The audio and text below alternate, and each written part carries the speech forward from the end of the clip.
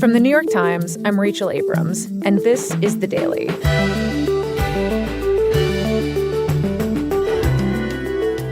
After single-handedly remaking the auto industry, social media, and the global space race, Elon Musk is now turning his attention and personal fortune to politics.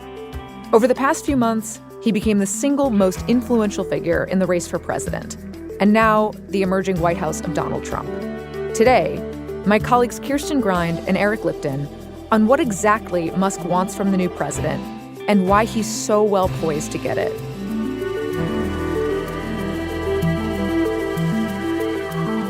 It's Wednesday, November 13th.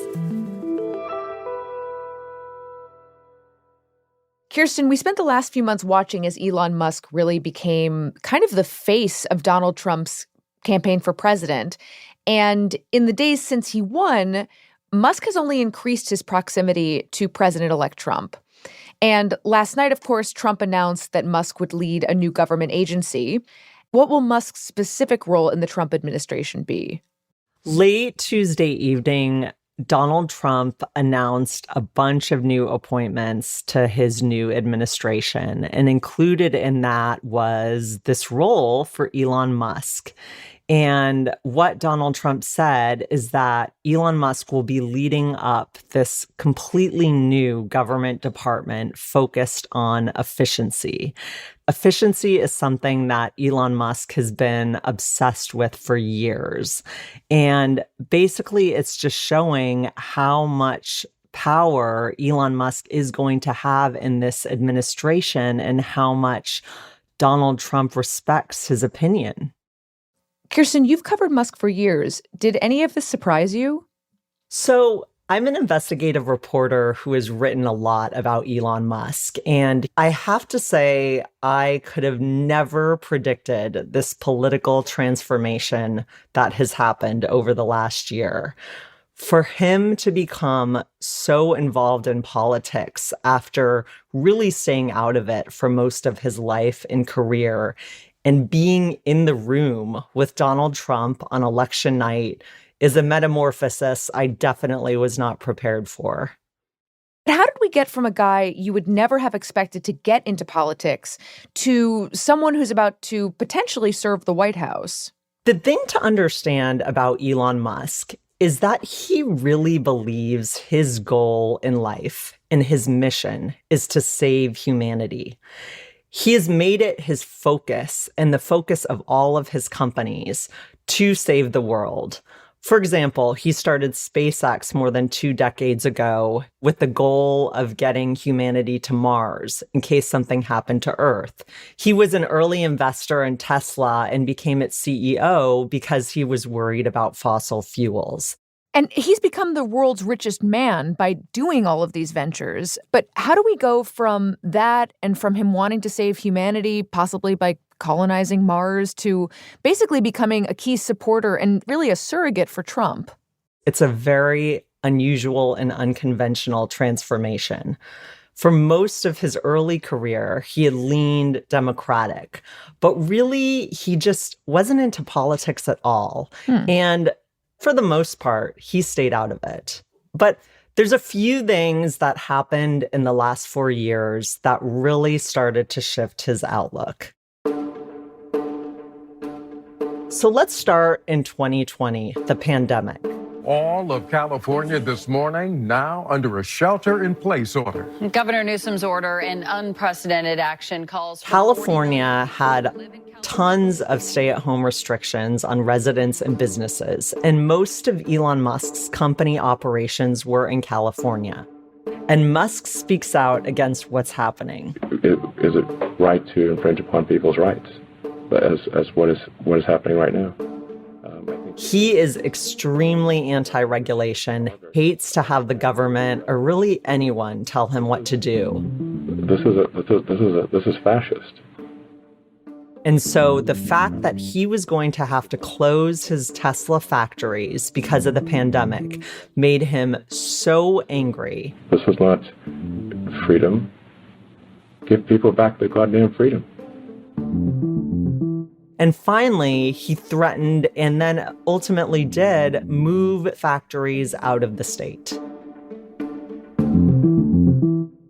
Wow. So this really pushed him over the edge, what happened in California. It really did. But then something happened the next year in 2021 that was even more angering to him, and which seems like a small thing, but has been something that he's never been able to get over.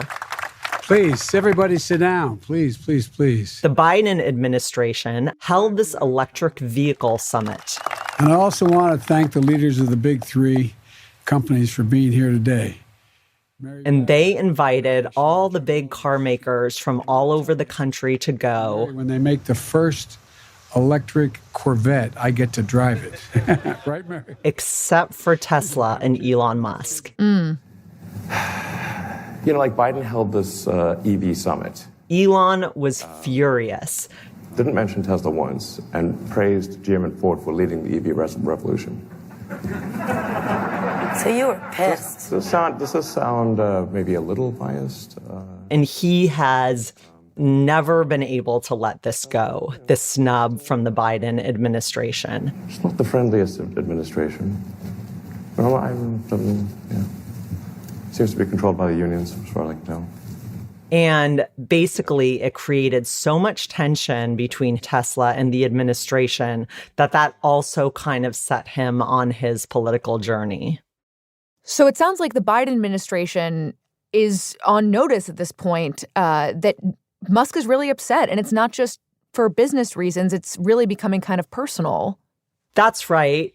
But it also becomes ideological, too. Because remember, around 2022, he buys Twitter, renames it X, and he basically says he buys it to make it a free speech platform. He especially thinks that conservatives had been censored on Twitter.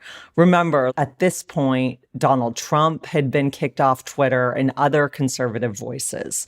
And he wants it to be this sort of place for free speech of all kinds. And around this time, you really start to see a shift in what he is posting about on X.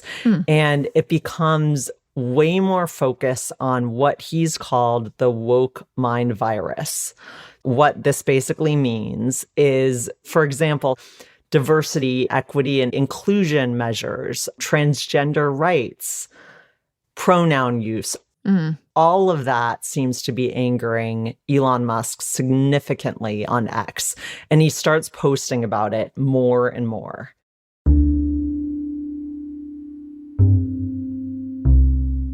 So it's very possible for adults to manipulate children who are having a natural identity crisis into believing that they are the wrong gender. Yep. And I want to bring up this other thing that to me really shows how far down this rabbit hole he had gone. Why are you willing to make this an issue? Do you think? It sort of like happened the to one of nameless my. issue. It happened to one of my. Which is that his daughter Vivian, who's one of his older children, had come out as transgender. I was essentially tricked into signing documents. And Musk claimed in an interview that he was tricked into signing these medical forms for Vivian and allowing her to do her transition when she was 16. This was before I had really any understanding of what was going on, and we had COVID going on, and so there was a lot of confusion. That he had not been aware of this, basically.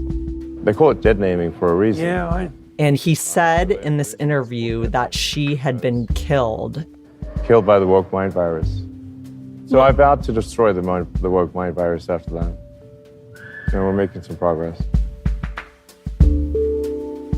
She had some choice words back to him and also said that he was not tricked into signing those forms.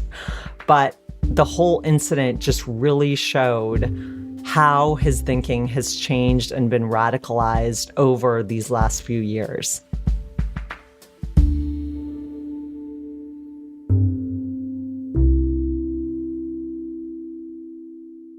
Another example of his ideological transformation is immigration. And that's kind of ironic because Elon Musk himself is from South Africa. But over the last couple of years, he starts really focusing on illegal immigrants. And he keeps talking about how he feels the Democratic Party is allowing in these illegal immigrants so that they can get a majority and win the election. So he's just espousing this conspiratorial rhetoric right out in the open on his own platform. That's right. And it's really this ideology that is so different from what you saw from him even just a couple years earlier. Okay, so all of that helps me understand how by 2024, Musk is increasingly aligned with right-wing ideology. But when do he and Donald Trump actually get together in some meaningful way? So it's a little hard to tell because Musk's world is very insular, but you can kind of see why at this point he and Trump are so aligned. So the two people are so similar. Really? Like how? I mean, they both have immense wealth and power, but they both act like outsiders and victims.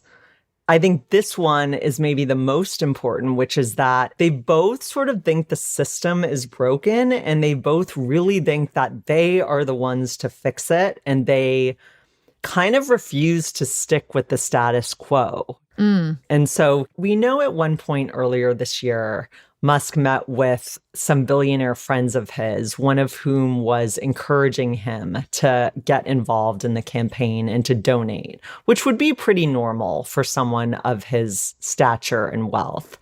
And then we know at some point earlier this year, he did also meet with Trump. And then by June, he had established a super PAC ready to invest in Trump's campaign. So can you just break down for a second, what does that support actually look like? It is above and beyond what a normal donor would do, that's for sure. So his super PAC has donated more than $100 million. That would be kind of normal for a billionaire or another donor, perhaps. But what has been unusual is the super PAC, which is called America PAC, was in Pennsylvania knocking on doors. They knocked on 11 million doors in battleground states. Come on up here, Elon. But the most amazing thing to me has been watching him at these rallies. The energy in this room is incredible. Right up on stage, he was with Trump. America's just not just going to be great. America is going to reach heights that it has never seen before. The future is going to be amazing. He was just right out there with him, almost like he was running for president. You guys are awesome. Honestly, this is like...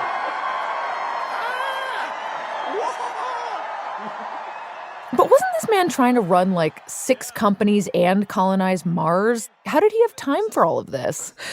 Yes, well, that's a very good question. He has a lot of good people running his companies. But meanwhile, to take it back to his whole life's goal, which is to save humanity, that's actually exactly what he thinks he is doing here. And in fact, he has said recently that he still really did not want to get into politics, but that he had to because civilization was on the line. So that, again, is why he is out there. And on election night, there's this big family photo with Trump and Melania, their kids, their grandkids, and there's Elon Musk just right beside them. And in the few days since the election, he's basically been camped out at Mar-a-Lago. He was reportedly on this phone call with the Ukrainian President Vladimir Zelensky and Trump. He's been advising Trump on cabinet positions. And then, as we know, on Tuesday night, he got his own position appointed. And we've just never seen anything like this. This super billionaire, Elon Musk, suddenly with all this potential power in the federal government.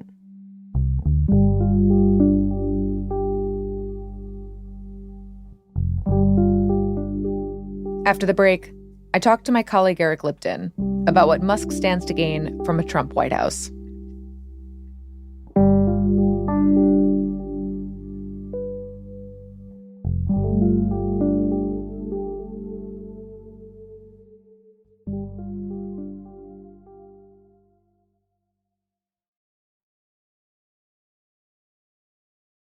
So, Eric, we just heard from our colleague Kirsten that it has not taken Elon Musk very long to insert himself into this emerging Trump presidency in a way that feels without precedent, frankly. And you've been looking into exactly what Musk could stand to gain from access to a Trump White House. But first, can you just remind us, what is Elon Musk's current relationship with the federal government? I think it's underappreciated the extent to which Elon Musk has relied on the federal government to help build his own wealth and the size of his companies. He has at least 100 different contracts pending with the federal government with 17 different agencies. The majority of that work is with SpaceX, which has really owed its existence largely to the federal government.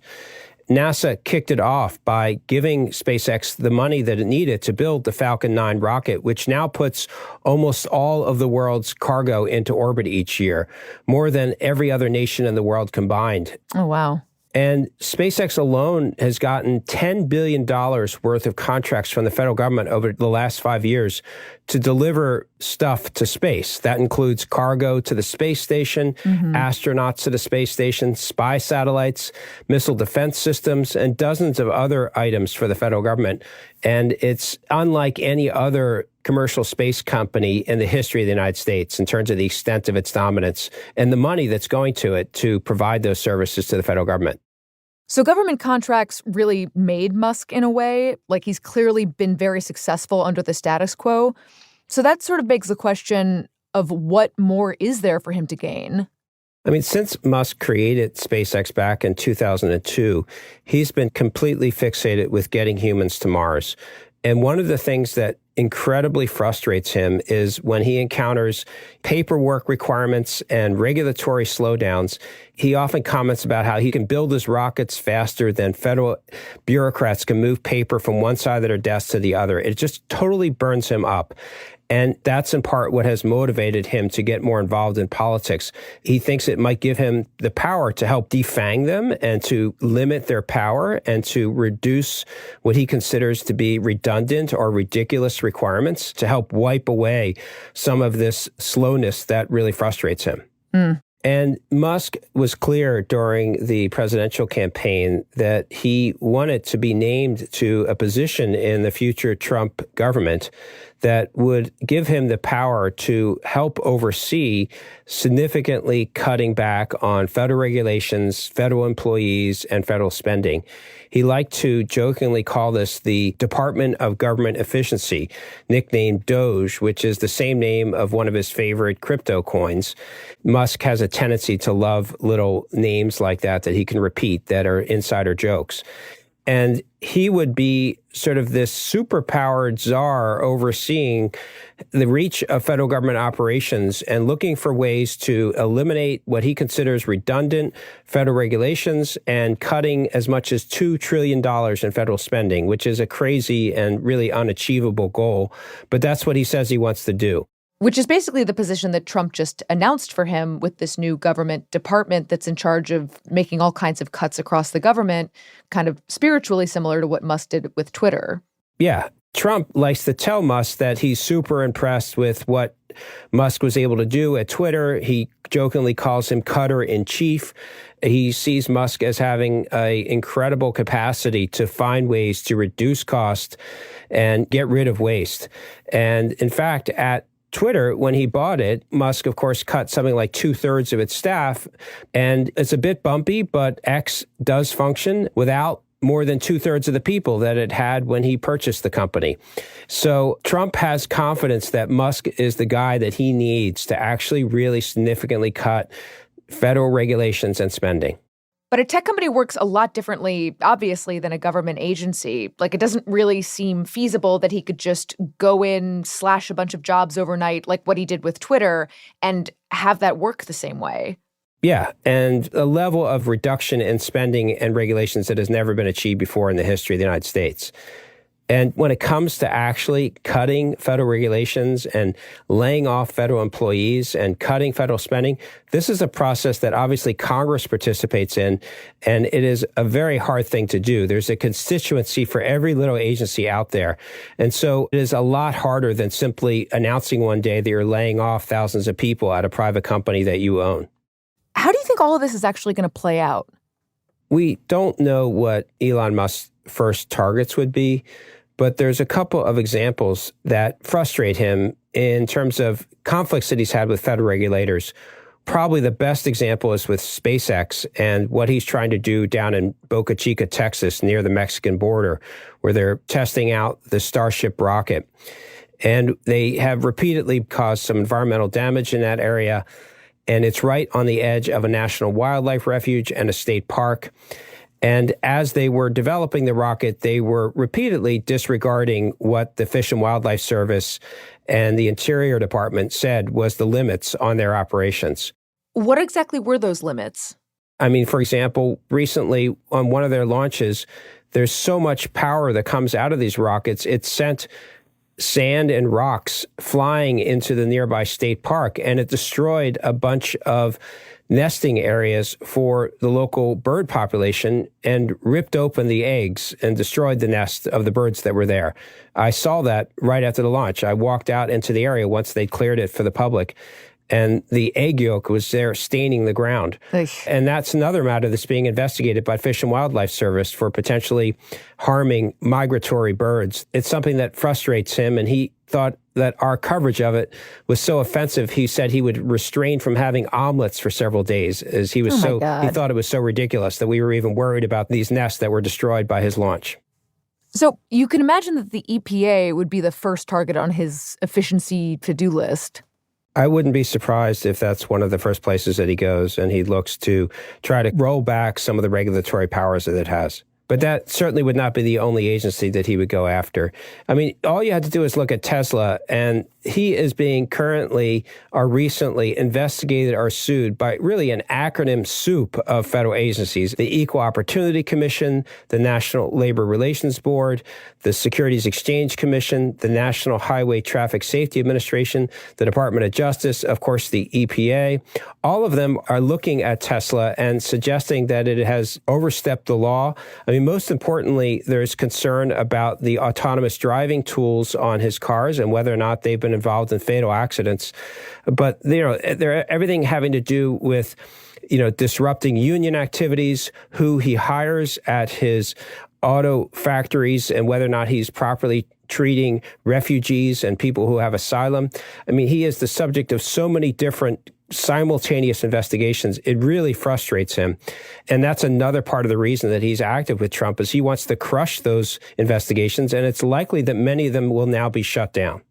So everything you've laid out so far, Eric, it helps us understand why Musk's own personal business interests could benefit from the regulatory environment that he's potentially going to be reshaping.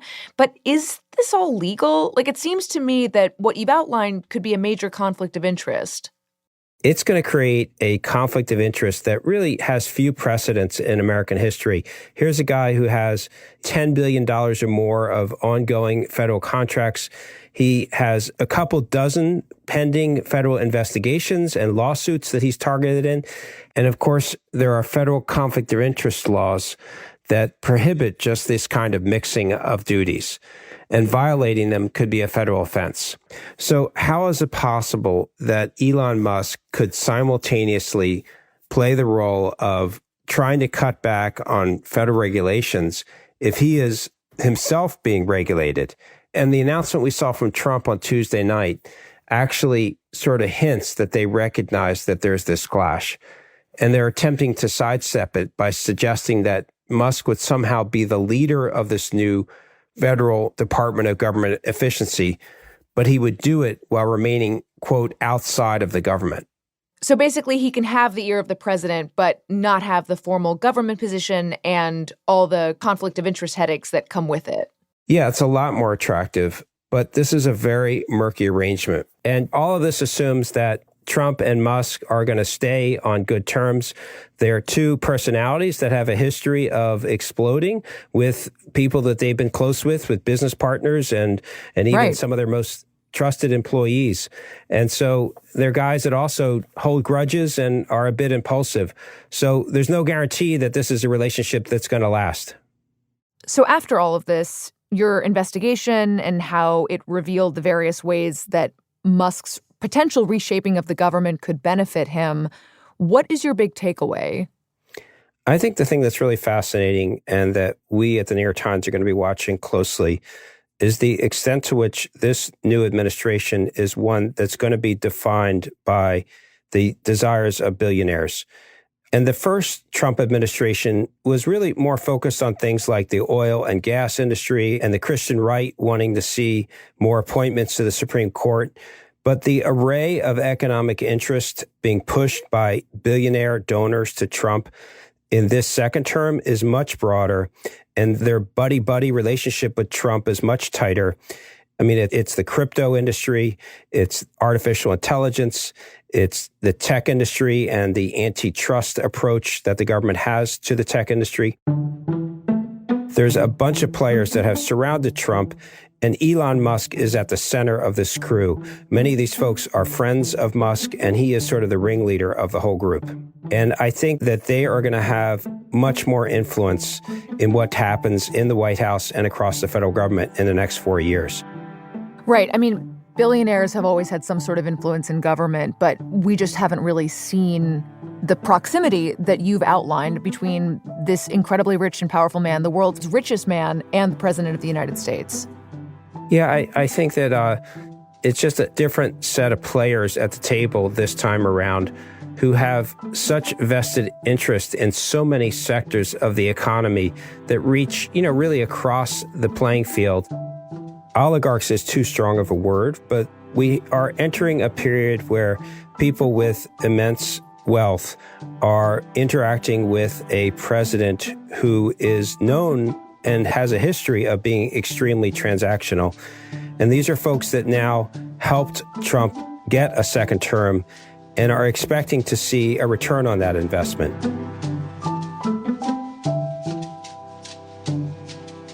Eric, thank you very much. Thank you. We'll be right back.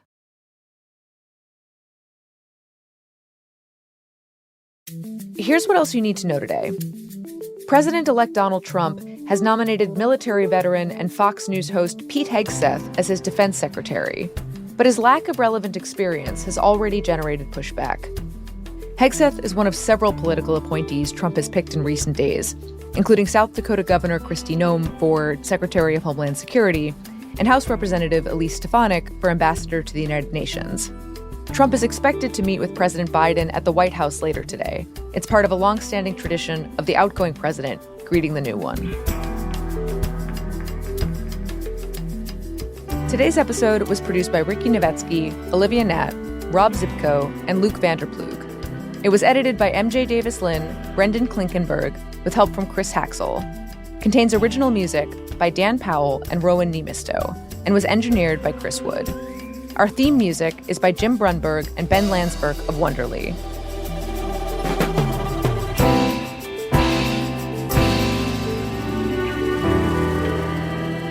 That's it for The Daily. I'm Rachel Abrams. See you tomorrow.